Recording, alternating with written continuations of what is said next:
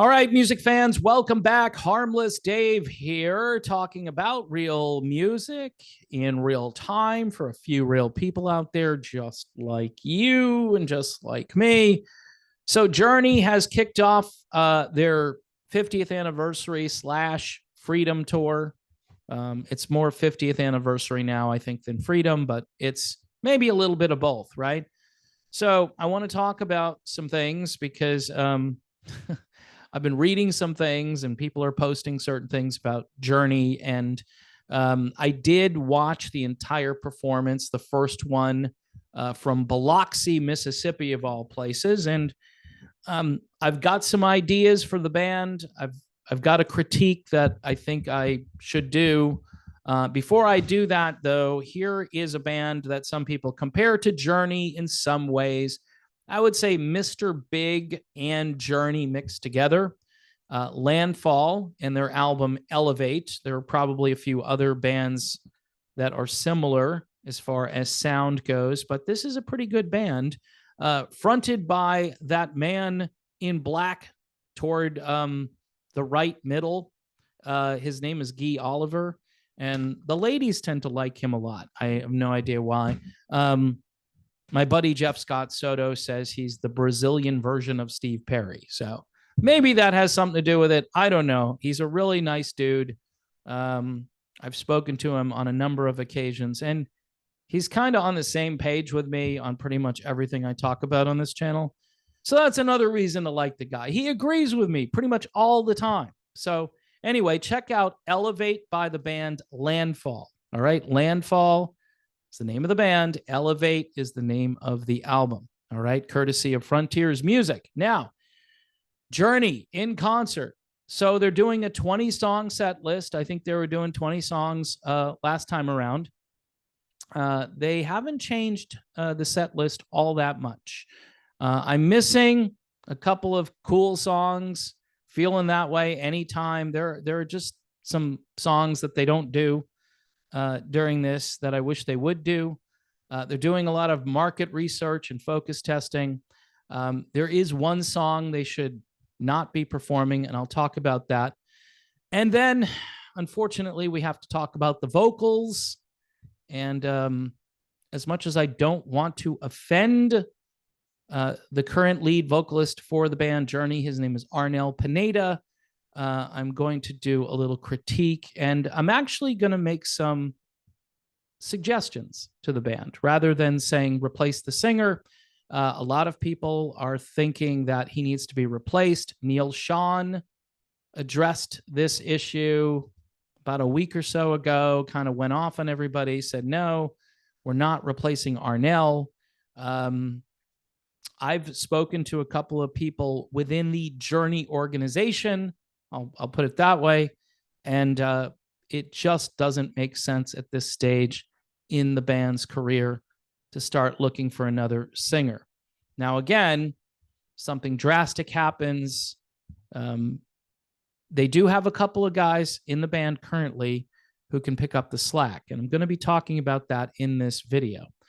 So fans are pretty excited about all the pairings and combinations. You've got Journey and Def Leppard. You got Journey and Toto. You've got Journey and Heart. You've got Journey and Cheap Trick. Now, Def Leppard, Heart, and Cheap Trick will happen on the next leg of the tour. Currently, it's Toto. Toto is opening up, and fans are pretty happy about Toto. I wish Toto had a deeper radio catalog, and they don't, mainly because the radio industry didn't do enough for that band when they had so many great songs that they could have put out there. Now, if you're a Toto fan, you know that they have probably 10 or 15 radio songs. I'm not sure how they're, handling it because I don't know what they're currently doing for a set list. But I'm always thinking to myself, go heavy on Toto 4, do a couple of tracks from the first album. I don't know if they do 99 anymore. That was one of my favorite songs by Toto. A lot of these songs are a slower tempo. So maybe that's one of the reasons that they don't do all of their radio hits. But again, trying to be Bobby Kimball is not an easy thing. Bobby Kimball in his prime, in some ways, is a lot like Steve Perry in his prime. Ridiculous high notes, gymnastics, and it's just really difficult. So in any event, Toto is still a great band, and fans are excited about all these different pairings and combinations this time around. But the singing is still an issue for Journey. And it's the fault of Steve Perry. And why is it the fault of Steve Perry? Well, Steve Perry had these vocals back in the day that probably weren't meant to go forward into the future. You know what I'm saying? It was meant for Steve Perry in his prime. And when his prime ended, then maybe Journey should have ended. But bands replace singers and they go on. And it's interesting that bands are able to do that. In the case of Journey, they certainly got a second wind when Steve Augeri came along. They got a third wind when Arnell Pineda came along. And between the two wins, they had Jeff Scott Soto, who was like the bridge between those two guys. And so initially, Arnell, I thought, did a great job. His phrasing was good. He hit every high note the way they were recorded originally. I'm pretty sure the band has dropped most of their songs about a half step. The songs that Dean Castronovo and Jason Derlotka sing, I think those are full strength without changing where the song starts, whether it's a half step or a full step. I think it's like a half step, what they do. And you've got to be listening for it to even notice it. I mean, if you're at the concert, you may not even notice it.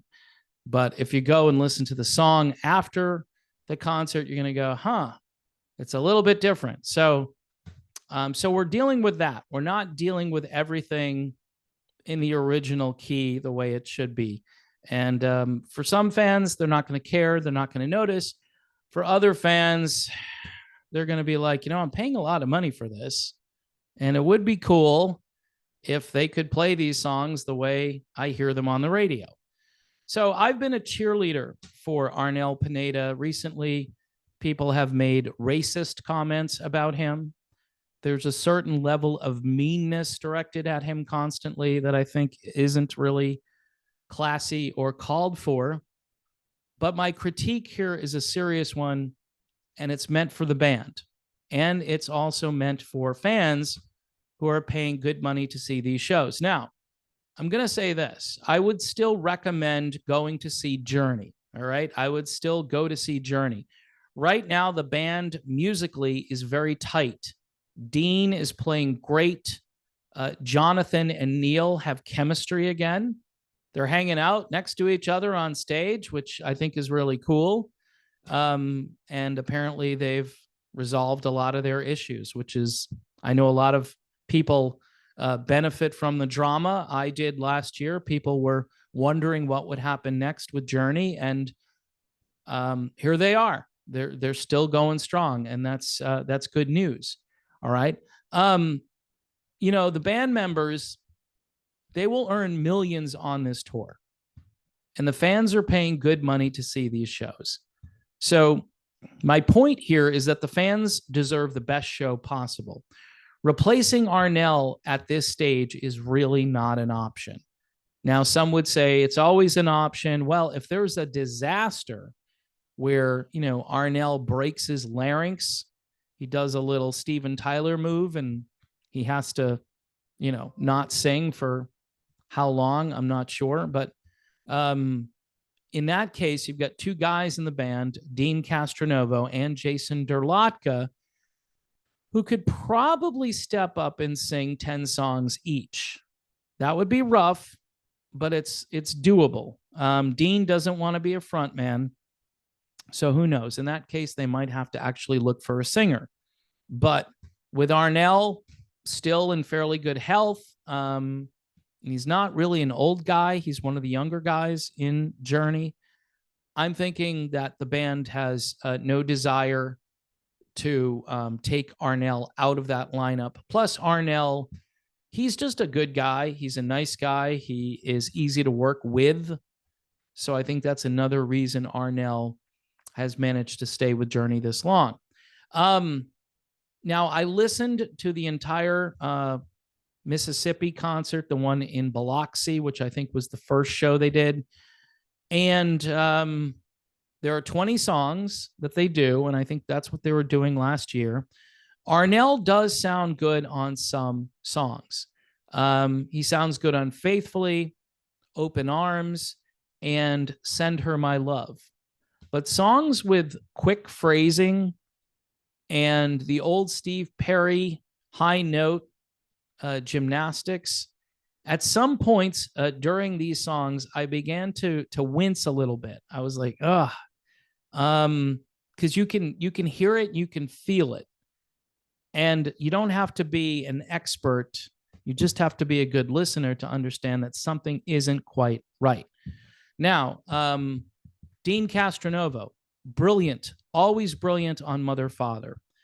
Jason Derlotka gets to sing Girl Can't Help It. He is equally impressive. He and Dean are both very good. Quick note, the band probably needs to get rid of Let It Rain off of Freedom. It just doesn't make sense. It doesn't sound good in the set list. There are better songs off of Freedom, but Feeling That Way in Any Time would be just an awesome replacement. Give Jonathan Cain a shot to sing the Greg Raleigh part on that, and then let Arnell obviously fill in the blanks, or maybe let Dean fill in the blanks. It's just a great song that they're not playing. So Let It Rain, it's kind of like a speed bump in the set list. If the band is doing 20 songs, here's my suggestion now. If the band continues to do a 20-song set list, I think Jason and Dean should get 3 songs each. The songs that have the most vocal problems are Lights, the title track from Escape, Wheel in the Sky, Separate Ways, and Be Good to Yourself. Don't Stop Believin' was pretty good. I didn't have too much of an issue with Don't Stop Believin', but so I would give those guys 3 songs each. That brings the workload for Arnell down to 14. And I know he can do 3 of those songs really well. I'm not saying the other 11 are bad.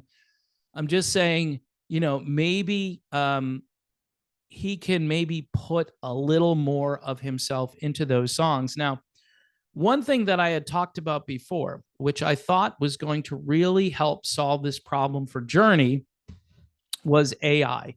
All right. Sorry to bring this up again, but artificial intelligence and voice correction software is something that's fairly, I don't want to say it's popular, but it's out there.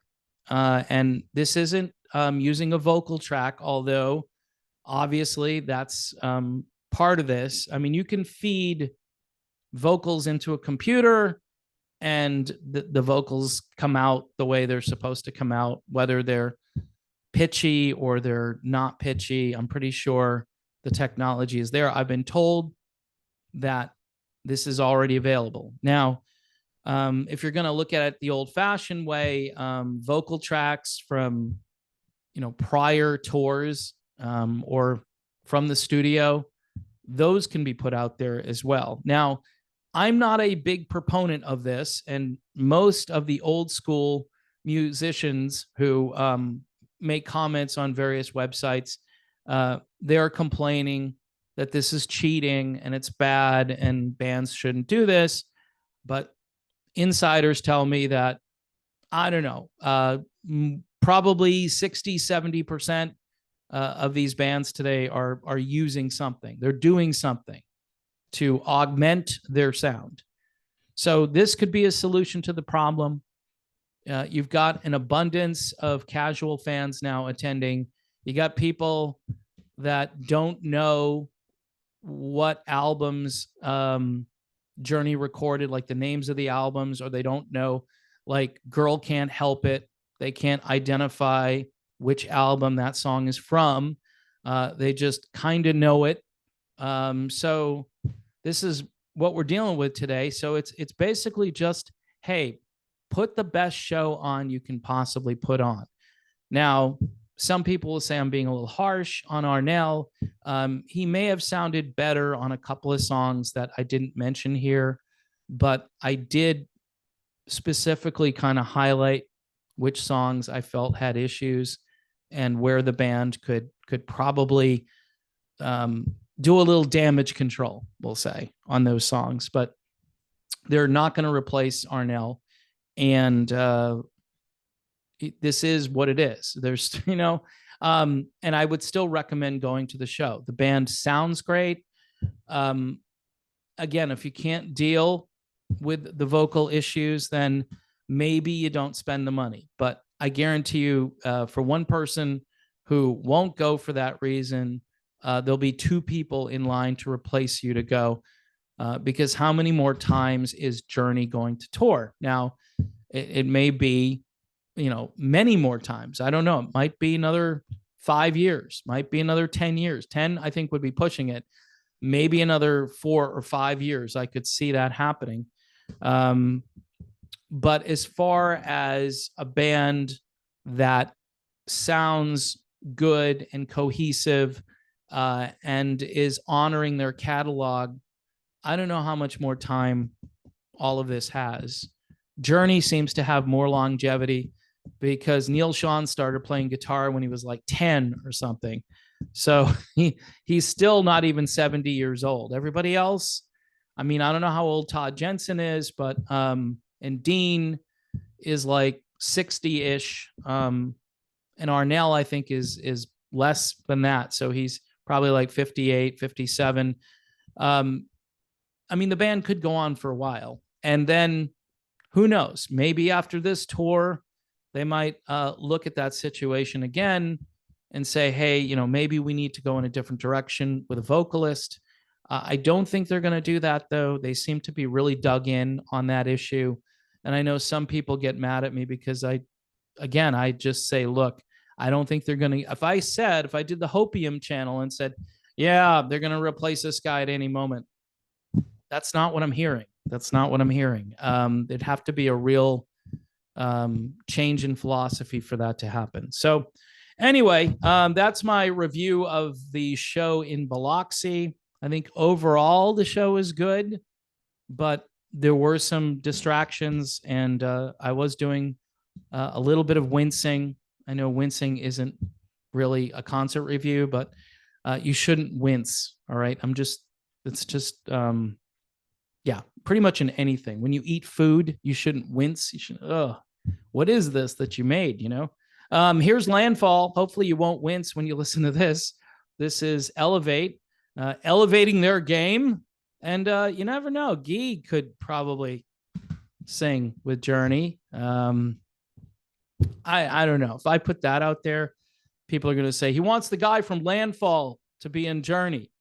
I've made suggestions that are probably a lot worse than that. I think Guy Oliver could handle the vocals in Journey for sure, but they've got Dean and they have Jason, and I don't know, folks. I don't want to be unfair to Arnell Pineda. He has done a superb job with this band for many years.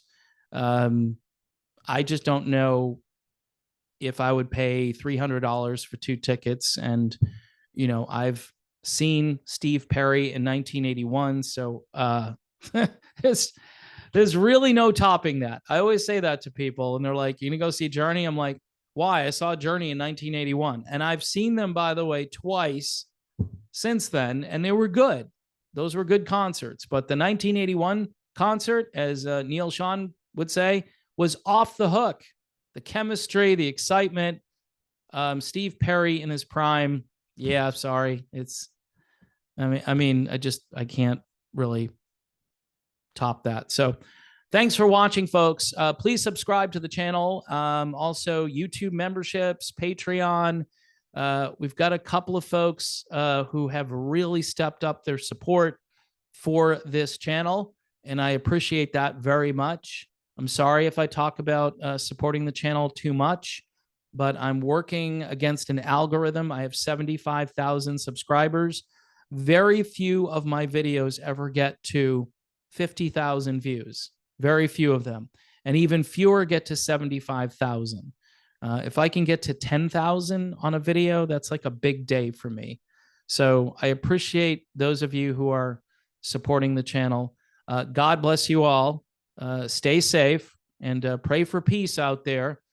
Peace in the world and peace in your own heart. Honestly, the only way to find that peace is through the Prince of Peace. All right. So just a little plug for the King of Kings and Lord of Lords. Thanks again, and I will see you soon.